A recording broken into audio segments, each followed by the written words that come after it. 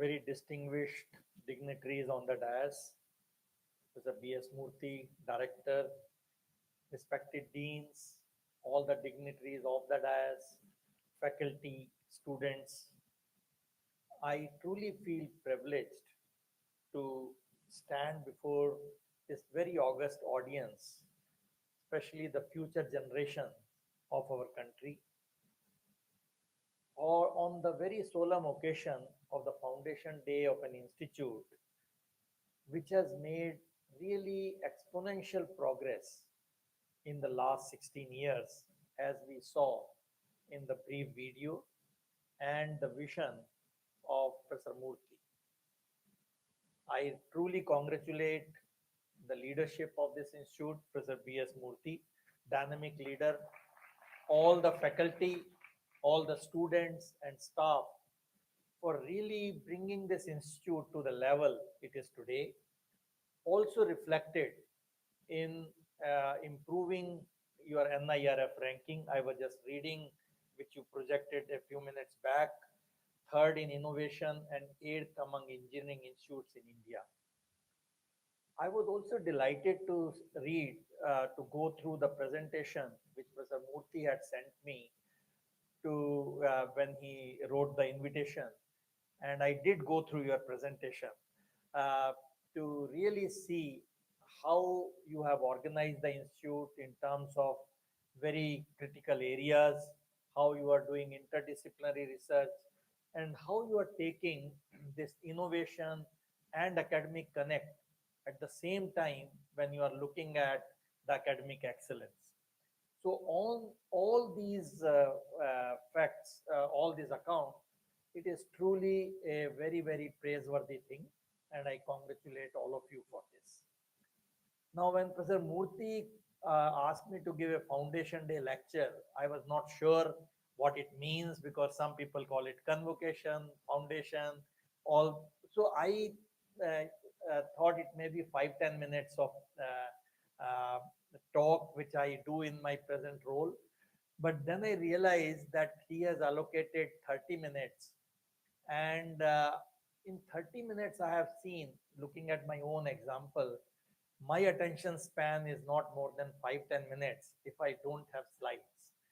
So, being a professor in my previous life and also good part of this life, I realized that probably I'll make some slides to share with you some vision, which all of you are already there in one way or the other, but it's like a thinking process set in motion.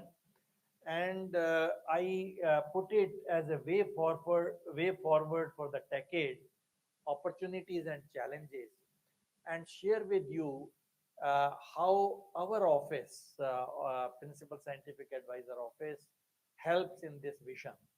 As you know, that this office was created about 20 years back. President Kalam was the first PSA.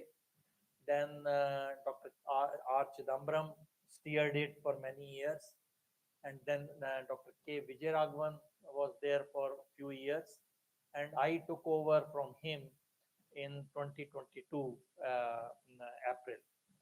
So I will just share with you some of the things which we think should be happening. And good news is that things are progressing well, and I'll share what we could do. So I thought let me start with the R&D growth story of Bharat, just to see where we are. Uh, Global Innovation Index, we are now at 39. We need to see how we can go up on this. Patent filed is about 1 lakh. Publications in number, I'm being very careful here. Number is not good, about 2 lakhs. What if you put the quality metrics here? We have issues, which is what we need to address in the coming years. And PhDs are actually not bad. It's about 25,000 and in year 2025 expected. This is the projection. We will have about 30,000 PhDs in India in STEM. And if you see it, if you combine US domestic and US total, it's very close to what we would be this year. But China is, of course, off scale, which is the yellow curve, about 70,000. The number really doesn't matter to me, because what really matters is how innovative, how employable they are, and what is the kind of difference they are making to the S&T ecosystem. So number wise, we are not doing bad. In the innovation, in the, as I said, startups, if you see, where again IIT Hyderabad is playing a very important role. We are now about 1.4 lakh startups, and we have about 120 unicorns, third in the world. And if you look at, there is a really exponential growth from 2016 onwards, with about, you look at the numbers, I have written on the right side, how many investors, venture capitals, and so on. But what really we need to work on is the deep tech startups, which is a small part of this. I'll come back to it. If you look at the recent report from Australia last year, it looks at the global share of high impact publication, only that matrix, and out of the 64 critical technologies, India is within top 5 or in 45 of them, and China leads in 57 of them, replacing US, which now leads only in the rest 7. This is the indicators based on high impact publications between 2019 and 23. So if you look at that, India is in first 5 in some of them, which I have written, in biofuels, biological manufacturing, advanced composite materials, AI, natural language processing, quantum cryptography, cyber security, quantum sensing, drones, and robotics. So, but again, I think we don't have to be carried away by these numbers. What I would like to see the improvement in the percentage of publication and the innovation, which again, my office is preparing another indicators where we take a holistic view, not only the publications, and see how we fare it. But this is something on a good start, but we need to see how we can really go up in the publication. Now, areas to be strengthened, obviously, we need to see how do we can take our R&D expenditure higher than 0.7%, which is stagnating there. But more important in that, if you look at the right-hand graph, uh, uh, that the R&D expenditure by private sector is about 20 to 30% in 2021. It has not gone up, and this is much less than what are the other economies doing. So South Korea, 79% of the funding is from the private sector, France 66%, and India is about 36%. So this is what we need to see, how we can build confidence in our industries, that they have more investment in R&D, and we have taken some steps.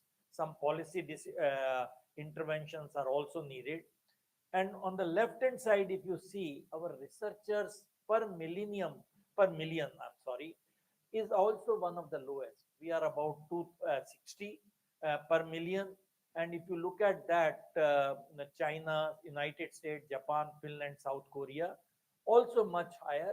And also it correlates with the R&D expenditure as a percentage of GDP. So we need to see how we take our R&D base beyond our top institution, which is less than 1%. 90% of the institutions do not contribute, or 85% do not contribute to R&D in a meaningful way. This is a cause of big concern, and ANRF, Anusandhan National Research Foundation, is looking at various measures to address this problem. So we need to do all together in this, that how we increase our R&D base. Now, technology vision of 2047, if you see, uh, we need to look at research, development, and innovation, epicenter for R&D, frontier technologies for the future, digital public infrastructure, digitizing Bharat and beyond, and startup ecosystem. All we need to look at as we go along.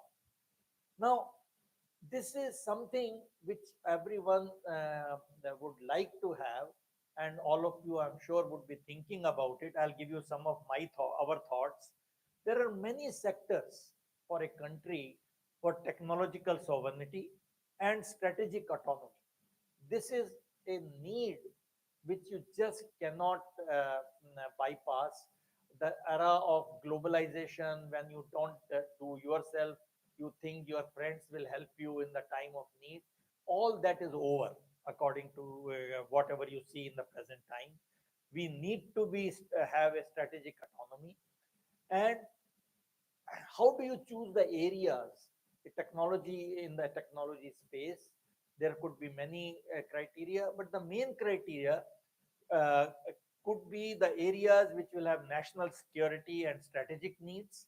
What is our domestic demand for what kind of products?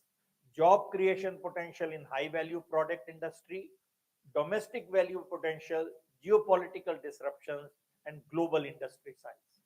You have to see that we need to move from the service economy to the product economy. This will not happen overnight, but this is the direction we need to do in coming years.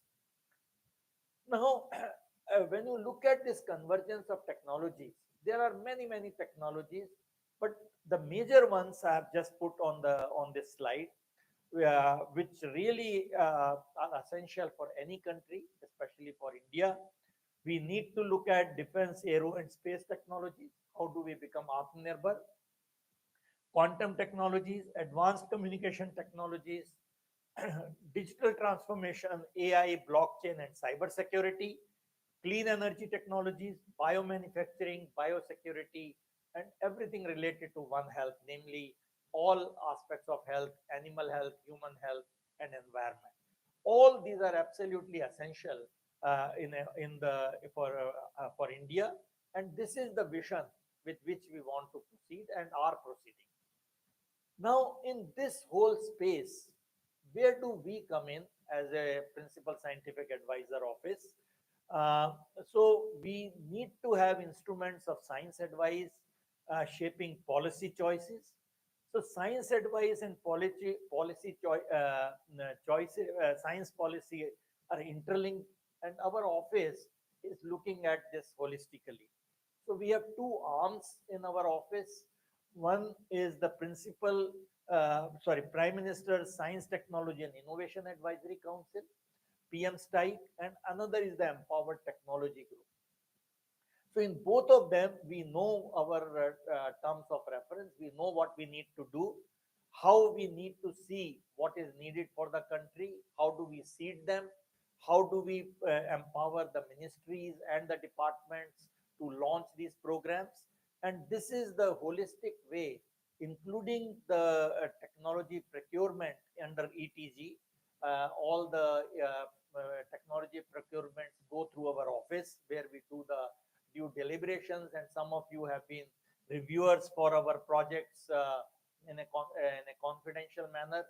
All this is done together to really empower our technology independence of the country.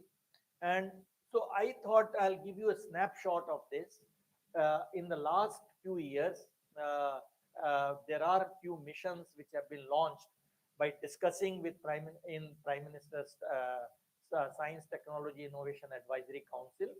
And after that, we take all the steps through till the cabinet approval is done and it is implemented by respective ministries.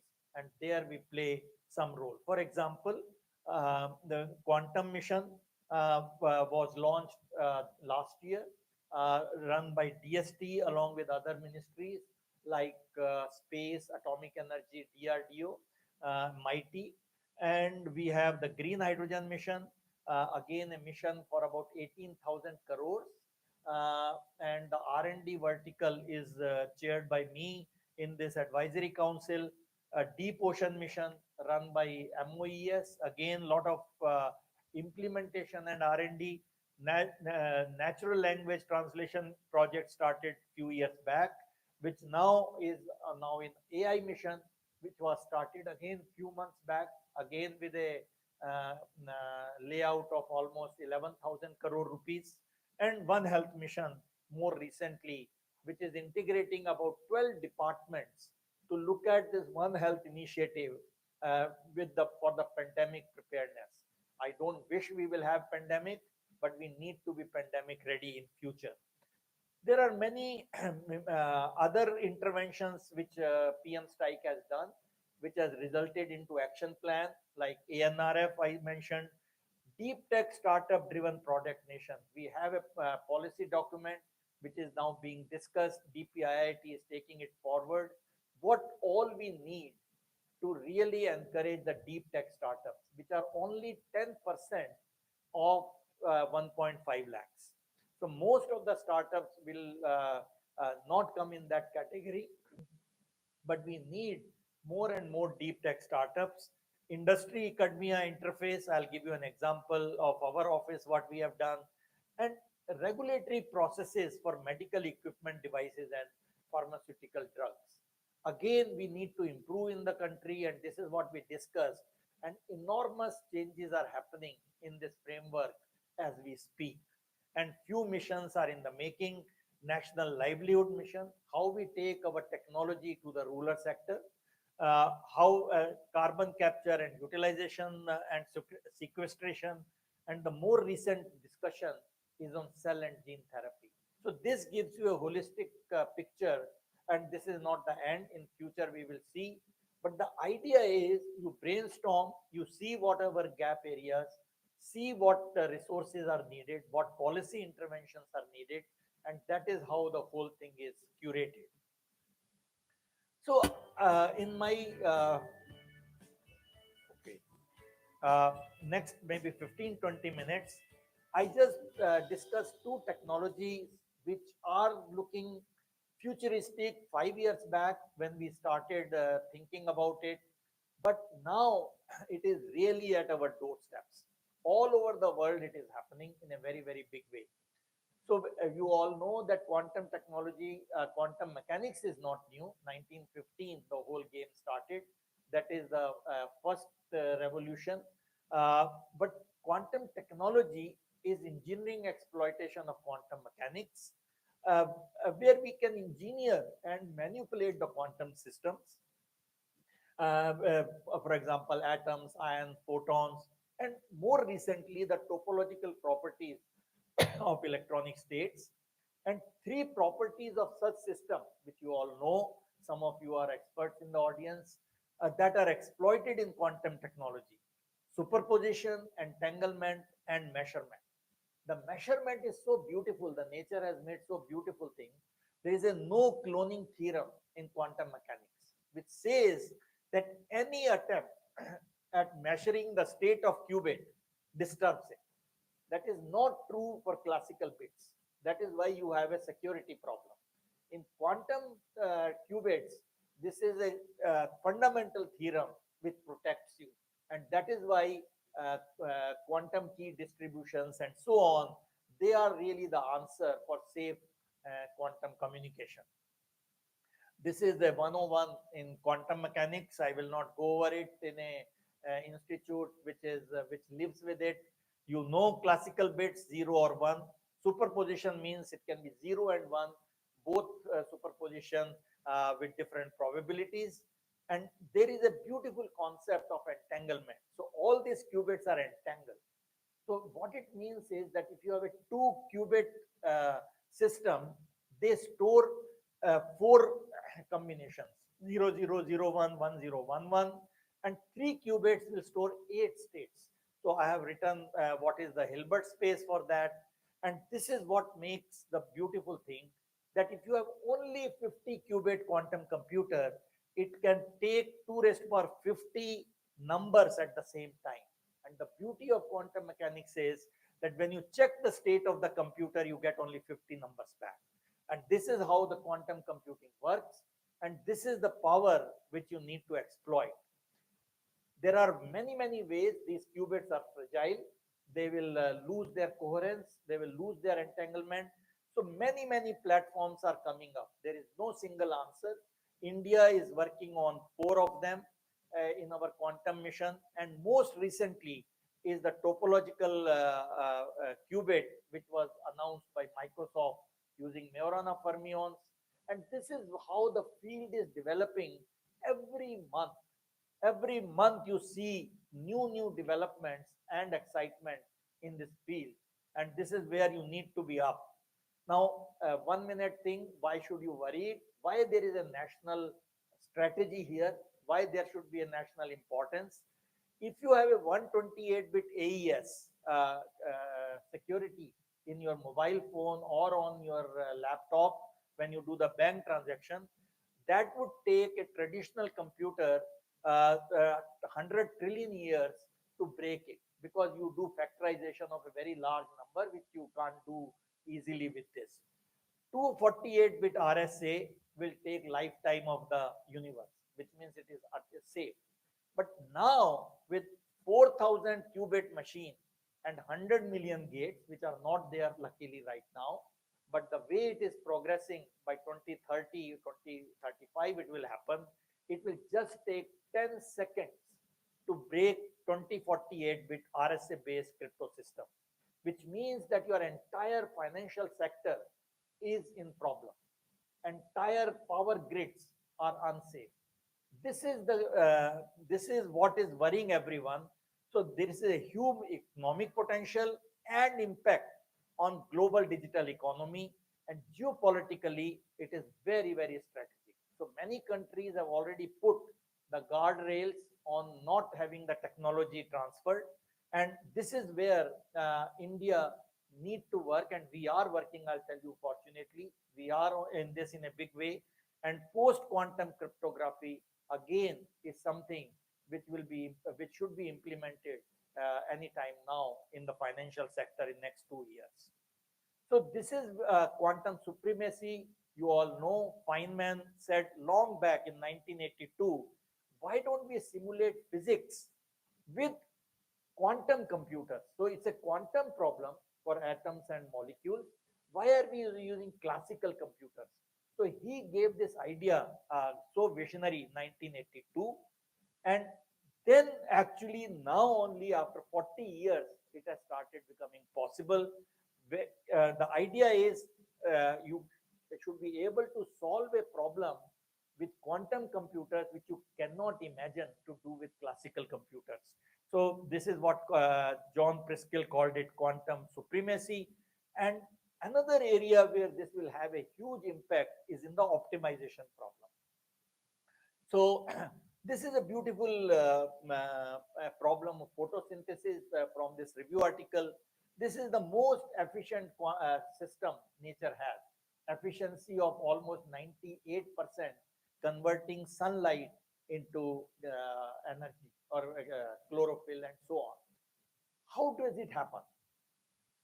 People really don't know, because you do not know the complex, all the reaction pathways, how photons interact with the right molecules, and how does it convert to energy and other things. And this, if you can solve, imagine what will happen. You can design new molecules, you can design new pharmaceutical drugs, new materials, and so on. Right now, what we are stuck with is, as we talk, it is changing, is the noise. When you start using quantum computers, there is a noise, 1 in 10 to power 5, for example, which means probability is low, 1 in 10 to power 5. But when you do many million operations, this noise builds up in the gates, and so you start getting wrong answers. This is what is limiting, and everyone is focusing on dealing with this quantum noise. And this is where the breakthroughs will come. Every week, every month, there are new ways to tackle this quantum noise. And this is where the excitement is. So you will need quantum computers in molecular simulation and discovery, in material science and biology, optimization and risk management in complex systems. That is why many airlines have really started using quantum computers for their routing problems. Already there is a huge market opportunity here which people are doing. So this is not a hypothetical one. Many commercial airlines are now using quantum computers, and bidirectional impact on existing technologies such as AI. Idea is, can you have quantum AI, which means you, because of the power of quantum computers, how do you do the data training and inference in security and blockchain? This is a beautiful field which is really doing. So that's how the national mission came in April 2023 at a cost of about 6,000 rupees. And we are already rolled it out by DST. Hats off to DST, did extremely well. Many of us are involved in the whole process. It has very nice features. I thought I'll mention it. It has focused deliverables, including R&D to technology, structurally designed to be manifestly collaborative. I'll show you an example. Operationally flexible to researchers through hub and spoke model, extending funding to startup, training young manpower or human resource, and forging international collaboration. So this is the four missions, four hubs in four areas: quantum computing, quantum communication, quantum sensors, and quantum devices has been launched. This is completely in a hub and spoke model. And you can see that there are now 152 researchers from 43 institutions, including IIT Hyderabad, you can see on the right hand side, across 17 states and 2 union territories. This is a wonderful collaborative project, and the initial grant in a token way was released few days back, and now everything is now on the rollout. So this is where I would like to give credit to the DST team, Dr. Reddy and his team, for really pushing it through in all this. So I just wanted to give you a feel. Oh, sorry, the 8 startups have been funded already, and more startups will be funded every few months. So this is a holistic approach where the basic R&D, whatever our gaps, translating to technology, and also the startups is happening at the same time. We are not alone in this. Of course, it's very competitive. Even in 2022, there is a $30 billion investment. Now it has become 40 billion last year. And this is where all the countries are putting their money, their efforts to have the leadership role.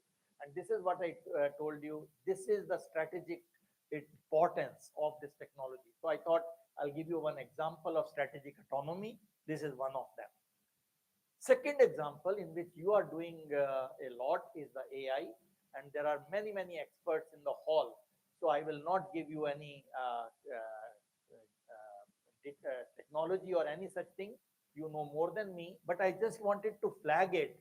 Even when I was reading what Professor B.S. Murthy sent me this slide, right? It's your slide. And I saw that you already have various faculty members, highlights, and so on. I felt really good. So I brought this up to really see what we need to do is in a much more way. This is really beginning tip of the iceberg in my view, and this is where we need to see. This is not new. Please don't think it is all new. It started way back in 50s when we were having symbolic AI, expert system, went to machine learning and neural network, and now we are in deep learning, generative AI, agentic AI, and all this is happening as we speak. This is where the progress is really exponential or even more. And I have some fascination for this, because before I came to this present role in my Bangalore time, we had used this machine learning to look at the problem of which is really historic problem. These glasses on the churches which you see, beautiful colors, they become foggy with time over 100, 200 years. If you have been to Europe and you see this. So it is intriguing why they become foggy. Is it some dust on it or is it some scratches? No. Actually, what has happened inside, glass has started transforming to crystals because glass is a metastable state. And you should ask Professor Murthy for all the details. This problem is devitrification is still unsolved. Actually, it is a secret of every company how you make glass, which additives you use to really delay the devitrification. Very, very empirical. So we foolhardily ask, can we understand from physics idea? We can't work on silicate glasses because they take few million years to devitrify, and our student life is only 5 years. And so what we did is we did on colloidal glass. These are glasses made of colloidal particles, and where you can have crystallization in no time and devitrification with the right conditions, you can start having in few days. So what we looked at the microscopic images. When I say microscopic, these are optical microscope, confocal microscope. This is done, sorry, before I forget, by Professor Rajesh Ganpati and his team, and I'm collaborating. You look at that, and what we figured out using machine learning, because we trained it, and then it's a long story. What we did was, it came in Nature Physics few years back. We found that actually the structure has all the information to predict when will it become glass, not when, where it will become glass. And we could show with the right machine learning that we can predict where it will become glass, and indeed it happened. So now we know all the parameters which are not there in G of R or any such usual things. You need to invent your right readout parameters. And this is one example which we did few years back, and now you can do deep neural networks and solve it much better. So what do you need? You compute, you need data, and you need applications. All three you need. And this is where the mission has come. Mission has all 7 verticals, which I will not read. It has all the verticals which you need. And even Ministry of Education has come out with 4 centers of excellence with a huge layout. This AI mission with the Mighty is about 11,000 crores. And my Ministry of Education, again, some of you are involved in the collaborative way. 3 AI centers of excellence in health, agriculture, and sustainable city. And the fourth one announced in March this year, February budget, is 500 crores in education. Again, enormous push from the government side. We need to see how industries come together, and this is what we need to launch. Of course, privacy, ethical consideration, and security are paramount, and that is why we had yeah, under my chairmanship, we have a committee which looked at by an expert committee, how do we make responsible and trustworthy AI? What are the conditions? So we look at transparency, accountability, safety, privacy and security, and fairness and non-discrimination, human-centered values, and the very, very important principle is do no harm. All your AI should never do any harm.